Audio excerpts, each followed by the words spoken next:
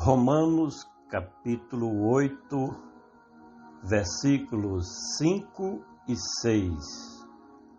Porque os que são segundo a carne inclinam-se para as coisas da carne, mas os que são segundo o Espírito, para as coisas do Espírito.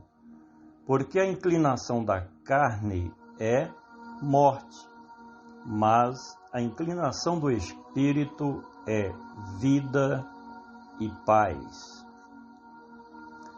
Porque os que são segundo a carne. Acertadamente, o autor se reporta aos homens naturais que vivem para as coisas dessa vida e que desde o nascimento já trazem consigo a síndrome do pecado em seu corpo material. O homem carnal é chamado de incrédulo, porque não acredita nas coisas que são de Deus, bem como de alienado dos planos de Deus, porque só vivem para esta dimensão da existência humana. E ainda são chamados de ateus, porque se deixam dominar pelo orgulho, pela arrogância e prepotência humana contra o Criador de todas as coisas.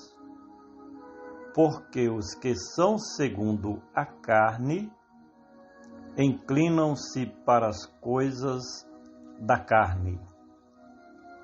O mundo programa o ser humano desde a mais tenra idade a ser materialista, porque essa dimensão da existência humana é matéria. Além de que, desde a queda da raça humana, que o ser humano se engana a si mesmo por meio do seu livre arbítrio, que ele pensa que pode fazer o que bem quiser. Por fim, o diabo com os seus demônios, de forma invisível, influenciam o homem para o que é mal. Porque os que são segundo a carne inclinam-se para as coisas da carne, mas os que são segundo o Espírito. Estes são todos aqueles que foram convencidos pelo Espírito de Deus do seu próprio pecado, como também da obra de redenção feita por Cristo Jesus, e que, se o homem não se reconciliar com Deus, vai ser condenado pelas suas próprias obras, palavras e intenções. Estes são os remidos de Cristo, porque nasceram de novo, foram transformados pelo poder do Espírito Santo e estão no caminho da regeneração, tendo a esperança de vida eterna.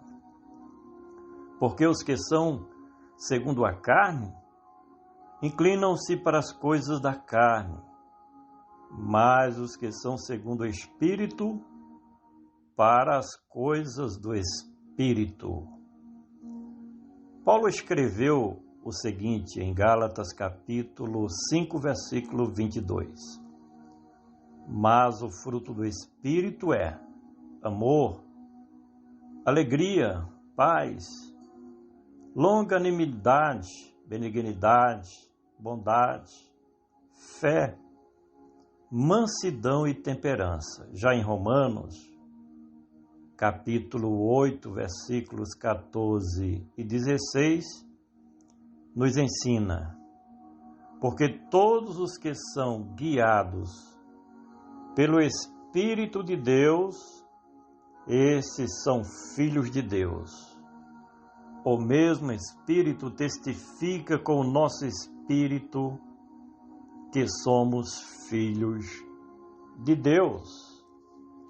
As coisas do Espírito são as coisas espirituais, ou coisas que são de acordo com o Deus Criador e representam as coisas que são de cima.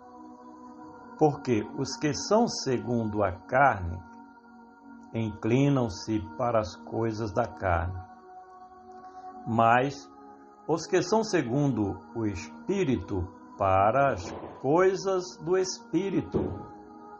Porque a inclinação da carne é morte.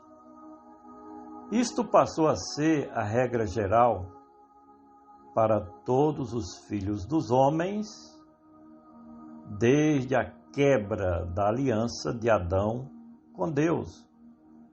Uma vez que Deus avisou a Adão que se ele desobedecesse a sua ordem, teria como resultado a morte.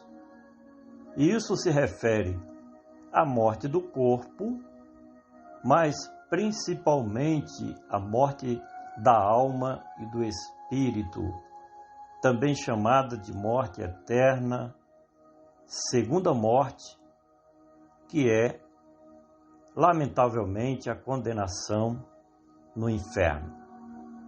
Porque os que são segundo a carne inclinam-se para as coisas da carne, mas os que são segundo o Espírito para as coisas do Espírito, porque a inclinação da carne é morte, mas a inclinação do Espírito. Percebe-se a importância do Espírito de Deus nesta nova dispensação, em que ele veio para dar continuidade à obra de Cristo para a sua igreja remida. O Espírito Santo de Deus exerce uma influência poderosa sobre a vida dos seus escolhidos. E é Ele que está de fato preparando a igreja do Senhor Jesus para o grande e importante dia do arrebatamento dos eleitos do Senhor Jesus. Ele que brevemente estará voltando para nos levar para si mesmo. Finalmente, porque os que são segundo a carne inclinam-se para as coisas da carne, mas os que são segundo o Espírito para as coisas do Espírito. Porque a inclinação da carne é morte, mas a inclinação do Espírito é vida e paz. Todo aquele que dá lugar ao ensino e influência do Espírito de Deus vence a morte, isso pela vida de Cristo, que é implantada naqueles que são chamados por Ele para a salvação e a vida eterna.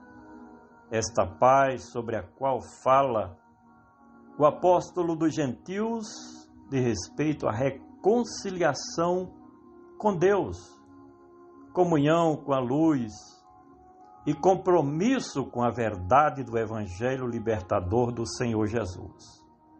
Por fim, quem está verdadeiramente em Cristo Jesus está cheio de esperança de uma vida futura abundante com Deus e com Cristo Jesus, bem como tem a garantia da paz eterna, livre dos problemas e dos sofrimentos que cada um de nós temos que enfrentar no nosso dia a dia, aqui durante esta existência terrena.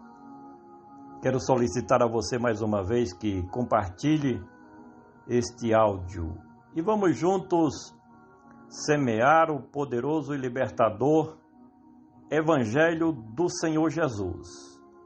Este é o nosso comentário que você pode ler no nosso blog Comentário Expositivo do Novo Testamento.